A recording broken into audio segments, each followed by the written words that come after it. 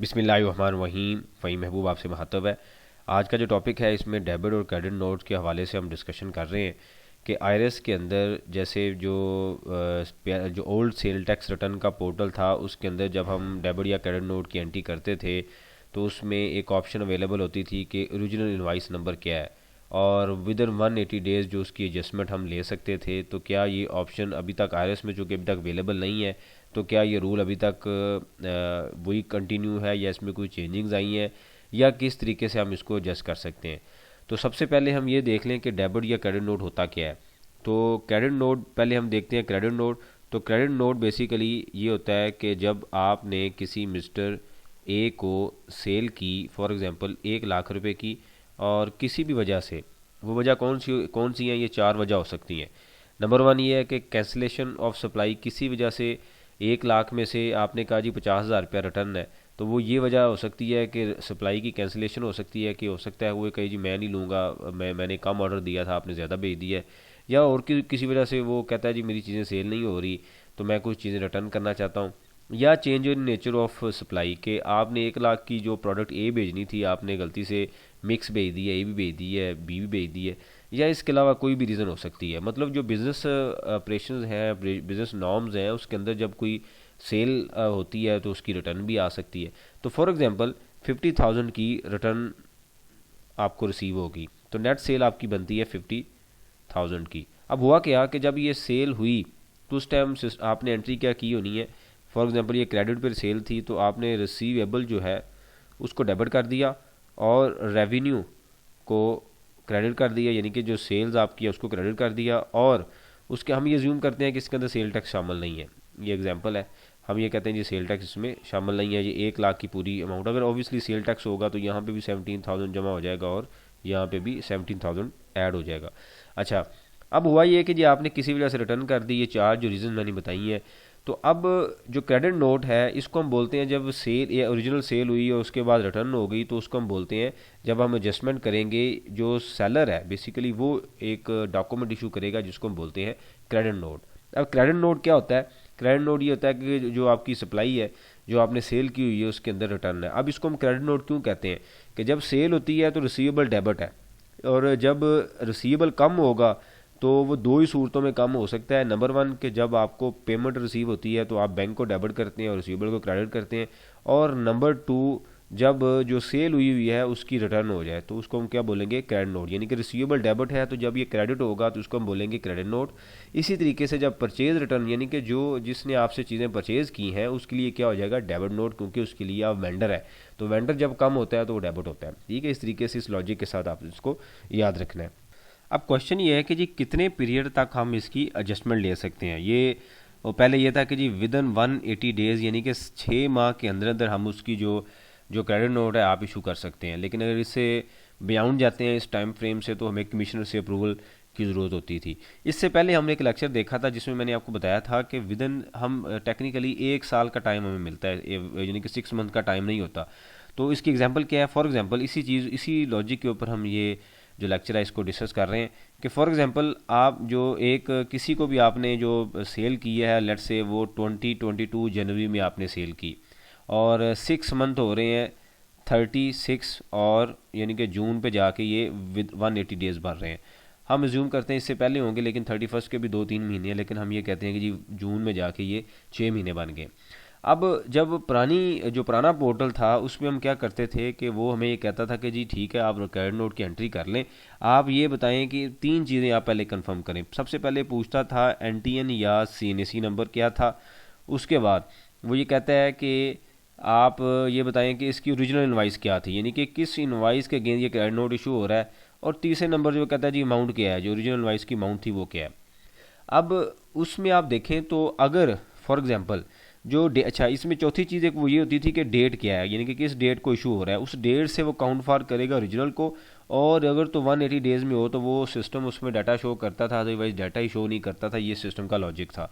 अब for example 30 जून पे जाके आपने क्रेडिट नोट इशू किया। अब इसमें एक बड़ी इंटरेस्टिंग बात थी कि 6 माह में तो विद इन 180 डेज़ तो हमने क्रेडिट नोट की एडजस्टमेंट दे दी, और हम जब सिस्टम में एंट्री करेंगे सिस्टम एक्सेप्ट भी कर लेगा।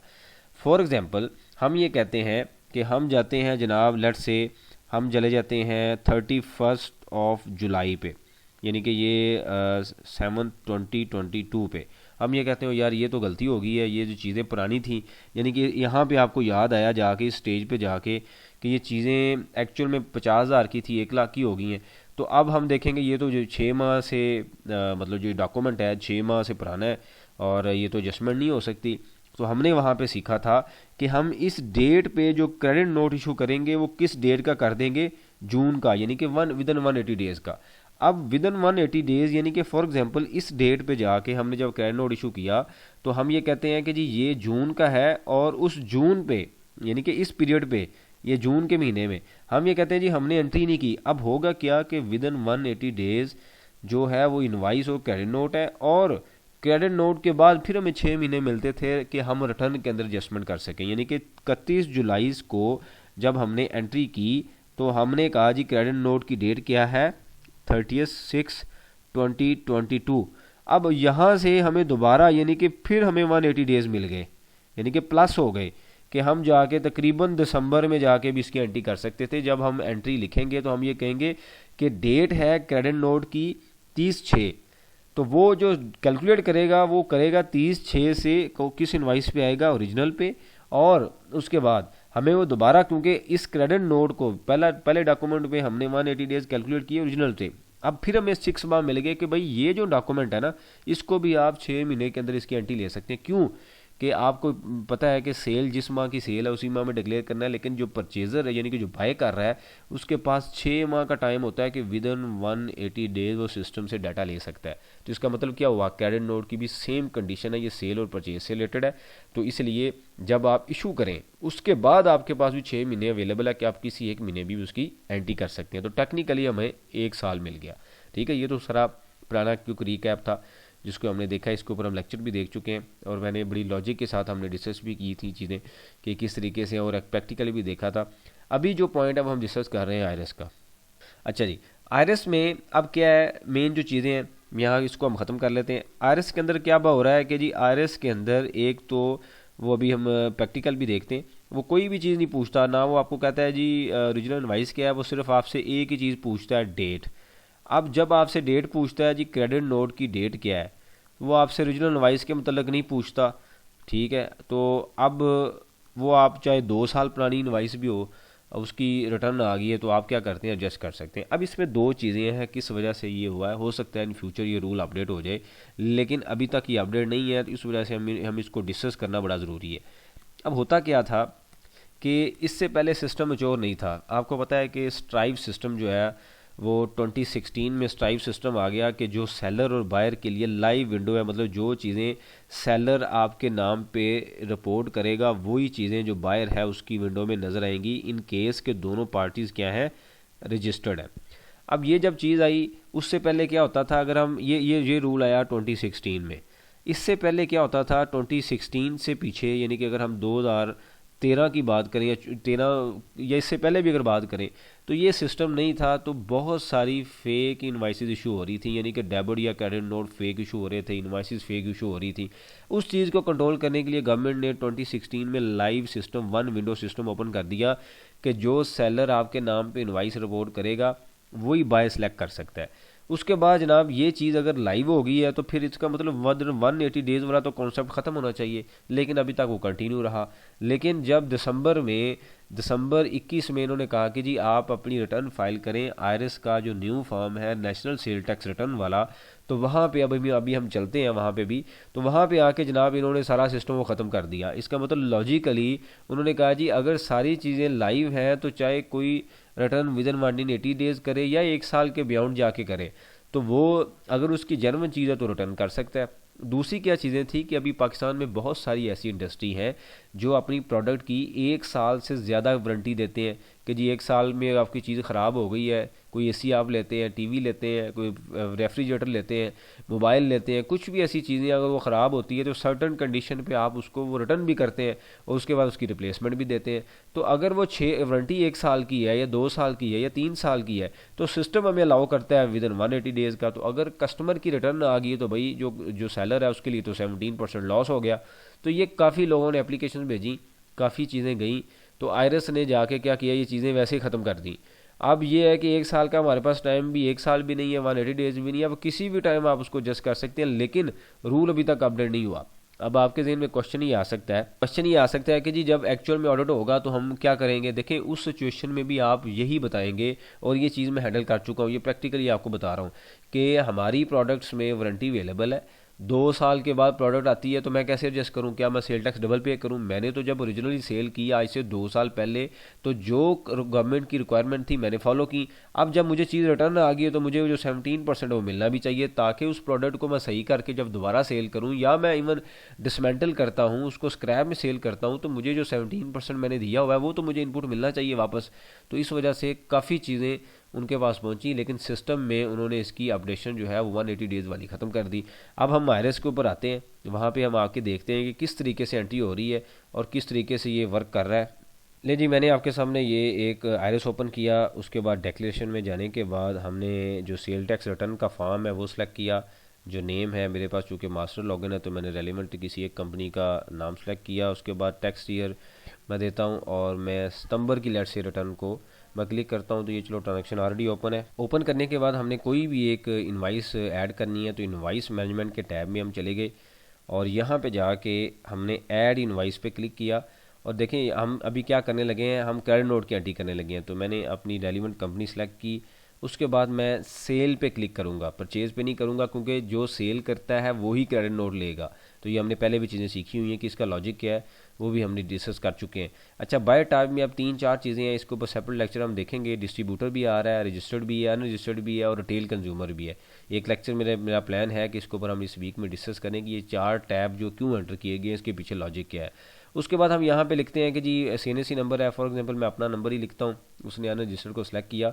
उसके बाद आता है इनवाइस टाइप। तो देखें 3 तरह की टाइप्स आ रही हैं, सेल इनवाइस है, डेबिट नोट है, या क्रेडिट नोट है। तो हम ये कहते हैं जी ये क्रेडिट नोट है। मैंने यहाँ पे इनवाइस नंबर लिख दिया, कोई भी नंबर लिख लें। और यहाँ पे मैं ये कहता हूँ कोई भी जिस माह की रिटर्न फाइल कर रहे हैं उस माह के अंदर, या इस इवन कोई भी आप डेट मेंशन कर सकते हैं, पिछली डेट मेंशन कर दें। फॉर एग्जांपल हम ये कहते हैं 31 अगस्त का एक क्रेडिट नोट था जिसकी अभी तक हमने एंट्री नहीं की। उसके बाद वो पूछता है कि जो भी टेरिटरी है वो हमने प्रोविंस सेलेक्ट किया, और मैं ये पंजाब दे देता हूँ। सेल टाइप पे हम ये कहते हैं कि जी ये नॉर्मल रेट पे है, जो स्टैंडर्ड रेट है। उसके बाद HS कोड है, कोई भी आप इस पर कोड लिख लें, मेंशन कर दें। हम ये कहते हैं कि जी फॉर एग्जांपल ये हम आइसक्रीम सेल कर रहे हैं, या कुछ भी है, ये जो भी रेलिवेंट होगा वो हम सेलेक्ट करेंगे। उसके बाद जनाब हम इसको सेट में सेल कर रहे हैं, या इसको बॉक्स में सेल कर रहे हैं, या लीटर में सेल कर रहे हैं। तो इलेक्ट्रिसिटी में मैं यहाँ पे लिखता हूँ, ये भी मेरे पास कोई जो डाटा नहीं है तो मैंने 1 लिख दिया। यहाँ पे हम ये कहते हैं कि जी एक जो लीटर्स है वो हमने इसको फॉर एग्जांपल 10,000 पे हमने सेल किया है, ठीक है, यानी कि इसकी एडजस्टमेंट ले रहे हैं। तो ये 17,000 लेगा और फर्दर टैक्स कैलकुलेट करेगा, जिसको हम ज़ीरो कर देंगे। और उसके बाद अच्छा, उसके बाद ये करने के बाद आप क्या करेंगे, इसको सेव कर देंगे। तो जैसे ही आप सेव करेंगे तो ये डाटा आपके सामने यहाँ पे अवेलेबल हो जाएगा, ठीक है। इससे पहले भी एक इनवाइस आ रही है, इस इनवाइस को हम क्या करते हैं, यहाँ से डिलीट कर देते हैं। ये हमने डिलीट कर दिया, तो ये एक इनवाइस आपके पास आ गई। अब ये क्रेडिट नोट की आपने एंट्री कर ली। अब उस तरीके से आप नेक्स्ट, अब देखें क्रेडिट नोट के अंदर जैसे हमने देखा है कि क्रेडिट नोट जब सेल होती है तो GST चार्ज होता है, यानी कि 17,000 आप पे करते हैं। तो जब सेल रिटर्न होती है तो वो इनपुट में ऐड होता है, आपका जो अल्टीमेटली जो आउटपुट टैक्स है उसके अगेंस्ट एडजस्ट होता है, और आउटपुट टैक्स कम पेबल निकलता है। यानी कि एक्चुअल में 17% हमारी एक एडजस्टमेंट है, क्योंकि रिटर्न के बाद हमने दोबारा सेल भी तो करना है ना। तो हमने एक ही बार एक प्रोडक्ट पे एक ही बार GST पे करना है, बार बार पे नहीं करना। तो बड़ा लॉजिकल पॉइंट है। इस वजह से हर महीने की रिटर्न के अंदर अगर कोई क्रेडिट नोट अवेलेबल है तो उसको लाजमी एडजस्ट किया करें, ताकि आप GST एक ही बार पे करें। होता ये है कि आपके पास एक्यूमुलेटेड जो इनपुट है वो चल रहा होता है, तो अगर उसको सही तरीके से रिकनसाइल ना करें या उसकी एडजस्टमेंट ना लें तो ऑब्वियसली उसके ऊपर आपके ऊपर ये जो पॉइंट है जो 17,000 है आप डबल पे कर सकते हैं। खैर ये हम काफ़ी बार डिस्कस कर चुके हैं, जो स्टूडेंट प्रॉपर क्लासेस लेते हैं उनको अंदर भी काफ़ी डिस्कशन हो चुकी है। उसके बाद हम आएंगे डाटा के टैब में। डाटा के टैब में आने के बाद हमने यहाँ पे जो सेल टैक्स डेबिट है यहाँ पे हमने क्लिक किया, और उसके बाद हम कैलकुलेट पे प्रेस करेंगे। और यहाँ पे आप देखें तो अभी तक डाटा नहीं आया। फिर हम नेक्स्ट सी में जाएंगे, वो मैंने रिफ़्रेश किया ताकि कोई चीज़ इस तरह की अवेलेबल तो नहीं थी। तो यहाँ पे आता है load sale tax with held, यानी कि STWH या क्रेडिट नोट। तो मैंने क्रेडिट नोट पे क्लिक किया, उसके बाद मैंने सर्च पे क्लिक कर दिया, तो ये मेरे पास एक क्रेडिट नोट आ गया। इसको मैंने क्लिक किया और उसके बाद मैंने कहा जी मैं क्लेम कर रहा हूँ इसको। ये करने के बाद मैंने आया दोबारा डाटा के टैब पे, और यहाँ पे आने के बाद मैंने इसी टैब पे दोबारा आके कैलकुलेट पे क्लिक किया। तो यहाँ पे आप देखें तो नेक्जेस सी के अंदर वो 10,000 नेगेटिव अमाउंट शो कर रहा है और उसका जीएसटी भी नेगेटिव शो कर रहा है। तो अब इसका मतलब क्या है कि जी हमने सेल रिटर्न को एडजस्ट कर लिया है। मतलब ये हुआ कि जी 17 था जो परसेंट है, यानी कि 1700 है, ये अब हमारे आउटपुट टैक्स के अगेंस्ट एडजस्ट होगा। फॉर एग्जांपल अब 1 लाख की हम सेल करते हैं और हमारा जनाब 17,000 जीएसटी निकलेगा, तो वो जो जहाँ पे पेबल आएगा वो 17,000 माइनस 1700 आएगा, तो रिमेनिंग जो फिगर आएगी हम गवर्नमेंट को पे कर देंगे। तो इस तरीके से इसकी एडजस्टमेंट है। तो लॉजिकल और टेक्निकल पॉइंट ये था कि इस फॉर्म के अंदर जो भी हमने फिल किया है, आपको कहीं पे भी कुछ नज़र नहीं आया कि भाई इसमें ओरिजिनल इनवॉइस नंबर किधर है, या इसमें ओरिजिनल इनवॉइस नंबर का डिटेल उसने कहीं पे भी नहीं पूछी। तो इसका मतलब ये हुआ कि जब लाइव सिस्टम है तो ये जो 180 डेज़ वाला कॉन्सेप्ट है ये एग्जिस्ट करता ही नहीं है। तो ये कभी ना कभी इसके ऊपर काफ़ी लोगों ने एप्लीकेशन भेजी है, मैंने खुद भी काफ़ी बार ईमेल की हुई है कि या तो इसको अपडेट कर दें और लॉजिक के साथ अपडेट करें। ये नहीं कि रूल पुराना है तो उसको अभी भी चलाएं, क्योंकि आप ये क्लेम कर रहे हैं, यानी कि एफबीआर क्लेम दे रहा है कि जी ये बड़ा एडवांस सिस्टम है, यानी कि जो आयरस है, यानी कि इसके अंदर सारे टैक्स पे का डाटा अवेलेबल है और ये जनाब डाटा जो है लाइव भी है। तो अब अगर वो उनकी तरफ से क्लेम है तो इसका मतलब ये है कि ये जो 180 डेज़ का लॉजिक है ये भी ख़त्म होना चाहिए। तो ये पॉसिबल है कि इन फ्यूचर इसके ऊपर क्लैरिटी आ जाए, लेकिन अभी तक चूँकि कन्फ्यूजन थी, आप लोगों के मैसेज भी आ रहे थे, जो स्टूडेंट प्रॉपर क्लासेस ले रहे हैं उन्होंने भी काफ़ी क्वेश्चन किए कि जी पहले सिस्टम में 180 डेज़ था अब कहाँ पे गया है। तो इस लॉजिक के मुताबिक इसको समझ लें, इसको देख लें कि 180 डेज़ अभी सिस्टम में क्यों नहीं आ रहा। उसके पीछे ये रीज़न है कि नंबर 1 लाइव सिस्टम हो चुका है, नंबर 2 जो प्रोडक्ट्स, यानी कि पाकिस्तान में अब मैक्सिमम इंडस्ट्री ऐसी है जो वारंटी के साथ चीज़ें सेल कर रहे हैं। इवन वारंटी के साथ आप सेल नहीं भी कर रहे। फॉर एग्जांपल आप मेरे कस्टमर हैं और मैंने आपको कोई क्रेडिट पे चीज़ दे दी है, सेल कर दी है 2 लाख रुपए की, और आपका क्रेडिट पीरियड है 120 डेज़, और आप जनाब 2 साल तक मुझे पैसे नहीं देते और आप कहते हैं जी मेरी तो आपकी तो चीज़ें सेल नहीं हुई, आप अपना स्टॉक उठा लें। तो मैं क्या करूँगा, स्टॉक उठा लूँगा। तो मैं अल्टीमेटली मैं उसकी एडजस्टमेंट भी लूँगा, क्योंकि मैंने जब आपको ओरिजिनली सेल किया, सेल टैक्स पे किया, आप मुझे मिलना भी चाहिए। इस वजह से काफ़ी चीज़ें कंबाइन हुई। तो सिस्टम ने अभी तक अपडेट नहीं किया, क्योंकि बाकी सारी चीज़ें इस रिटर्न में तकरीबन अपडेट हो चुकी हैं, लेकिन ये अभी तक अपडेट नहीं है। तो बज़ाहिर यही लग रहा है कि इनके पीछे वही लॉजिक है कि स्ट्राइप सिस्टम आ गया, लाइव आ गया, तो लिहाजा भी कोई ओरिजिनल इनवॉइस का या विद इन 180 डेज़ का कॉन्सेप्ट नहीं होना चाहिए। इन फ्यूचर इसके ऊपर कोई क्लैरिटी आती है तो मेरी कोशिश होगी लाजमी आपको अपडेट करें, लेकिन आप बिला किसी खौफ से जो आप हमने डिस्कस किया है, जिस डेट का भी कैरेट नोट आता है एडजस्ट करें, सिस्टम में अलाउ कर रहा है। इससे रिलेटेड कोई क्वेश्चन हो आप मेंशन कीजिए, इसके ऊपर हम डिस्कशन करेंगे ताकि जो लर्निंग का प्रोसेस है ये कंटिन्यू रहे। थैंक यू वेरी मच, जज़ाकल्लाह।